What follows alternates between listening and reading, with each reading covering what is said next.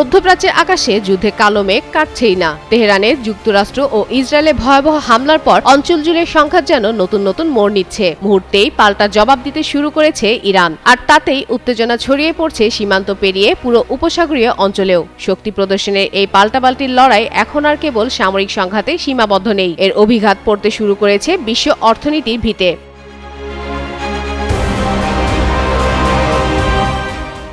ক্ষমতার হিসাব মেলাতে গিয়ে যে যুদ্ধ শুরু হয়েছে তার সবচেয়ে বড় বলি হয়ে উঠছে জ্বালানি নিরাপত্তা ও বৈশ্বিক বাণিজ্য। তেল ও গ্যাস অবকাঠামোকে লক্ষ্য করে হামলা, গুরুত্বপূর্ণ নৌপথে হুমকি আর উৎপাদন বন্ধের ঘটনায় বিশ্ববাজারে অস্থিরতা বাড়ছে দ্রুত।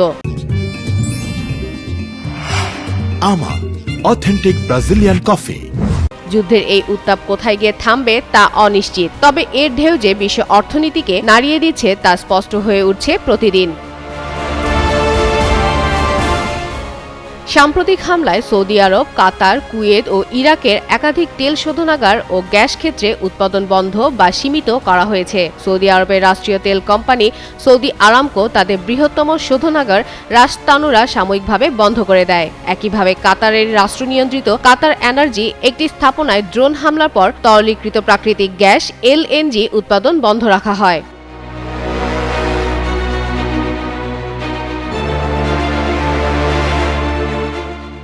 তবে হামলার চেয়েও বড় উদ্বেগ তৈরি করেছে হরমুজ প্রণালী। এই নৌপথ দিয়ে বিশ্বের মোট ব্যবহৃত তেলের প্রায় 10% পরিবহন হয়।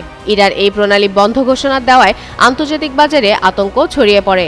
একদিনের ব্যবধানে তেলের দাম বেড়ে যায় 13%। জাহাজ চলাচল ব্যাহত হলে শুধু জ্বালানি নয়, খাদ্য ও নিত্যপণ্য সরবরাহেও মারাত্মক ক্ষতিগ্রস্ত হওয়ার আশঙ্কা দেখা দিচ্ছে।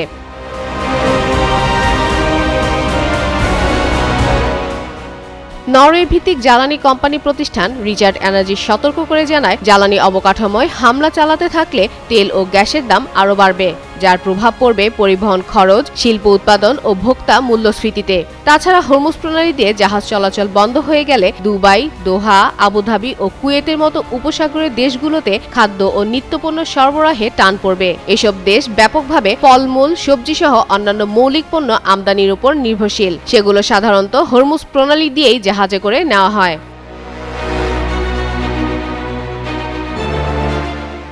যুক্তরাষ্ট্রের প্রেসিডেন্ট ডোনাল্ড ট্রাম্প যে দীর্ঘযুদ্ধের ইঙ্গিত দিয়েছেন তা বাস্তব হলে বৈশ্বিক অর্থনীতি বড় ধাক্কা খেতে পারে বলে আশঙ্কা করছে বিশ্লেষকরা। বিশেষ করে এশিয়া ও ইউরোপে আমদানি নির্ভর দেশগুলো সবচেয়ে বেশি ক্ষতিগ্রস্ত হবে। ফলে মধ্যপ্রাচ্যের এই যুদ্ধ এখন কেবল আঞ্চলিক সংঘাত নয়, এটি বিশ্ব বাণিজ্যের জন্য এক গভীর অনিশ্চয়তার বার্তা হয়ে দাঁড়িয়েছে। ফাতেমা ফাতেহ জান, যুগান্তর নিউজ।